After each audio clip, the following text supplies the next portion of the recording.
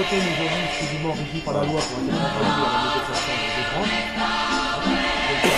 Donc, les motifs de licenciement. C'est quand même pas rien parce que ça peut être faute en admin, le savoir-être, voilà, chiffre d'affaires du magasin trop faible, cadence de production.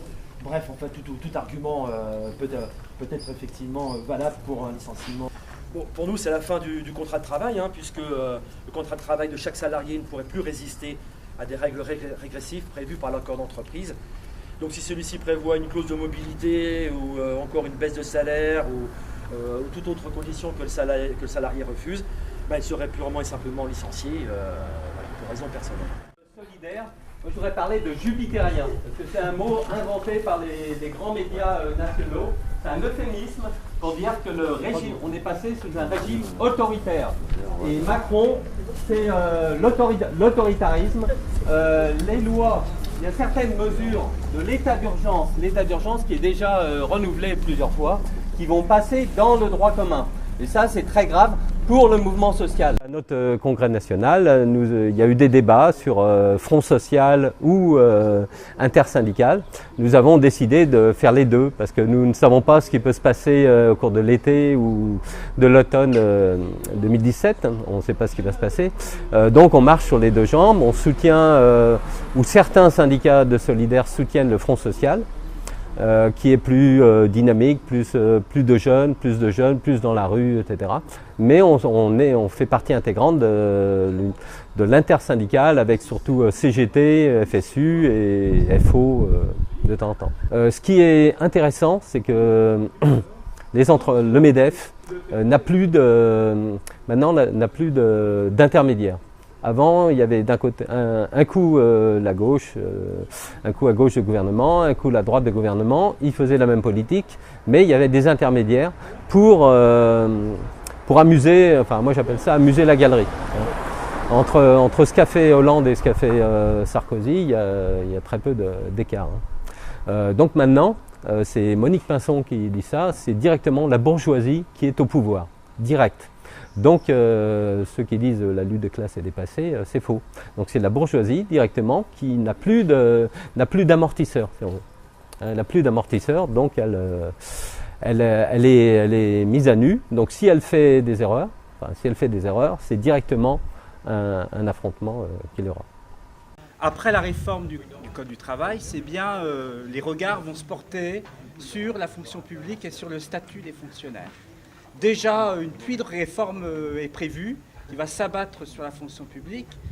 La reprise des vastes suppressions d'emplois dans la fonction publique, puisqu'il est prévu sur la durée du mandat 120 000 postes de fonctionnaires. La journée de carence qui va être établie. Vient s'ajouter à cela évidemment le système de retraite, mais c'est pour tous, qui va être revu avec le système de retraite à points, qui va entraîner une dégradation de l'ensemble des pensions. Je rappelle aussi que la majorité des retraités va payer cher avec la réforme, l'augmentation d'1,7% de la CSG. Et aussi, je pense évidemment à l'éducation nationale, puisque Macron, lui, ce qu'il veut, c'est développer absolument l'autonomie des établissements. Et on sait bien que l'autonomie, c'est la dérégulation, c'est la déréglementation. Et qui dit déréglementation, on fait un peu n'importe quoi, ce sont les inégalités entre établissements, entre élèves, ce sont les inégalités qui vont se creuser et les conditions de travail des personnels qui vont se dégrader. D'autant plus que les chefs de service, et en particulier les chefs d'établissement, vont voir leur pouvoir s'accroître sur les personnels, en termes de rémunération, en termes aussi de choix pédagogiques. Donc la FSU est extrêmement inquiète des réformes à venir, qui vont toucher toute la fonction publique. Évidemment, on sait bien que si le Code du travail est détruit, évidemment en laminant tous les apports du Conseil national de la résistance, si ce Code du travail est laminé, c'est la fonction publique et le statut du fonctionnaire qui sera sur la ligne de mire. Donc la FSU, effectivement, va s'associer avec les autres syndicats dans la lutte. Nous participons bien évidemment, après ces élections présidentielles et législatives, à participer à toutes les actions possibles et imaginables dans ce sens pour la défense des travailleurs, la défense des gens qui souffrent, les plus démunis. Nous devons être particulièrement vigilants pour que nous ne laissions pas passer des lois sans réagir, notamment les lois qui vont institutionnaliser l'état d'urgence à travers cette loi qui est une infamie.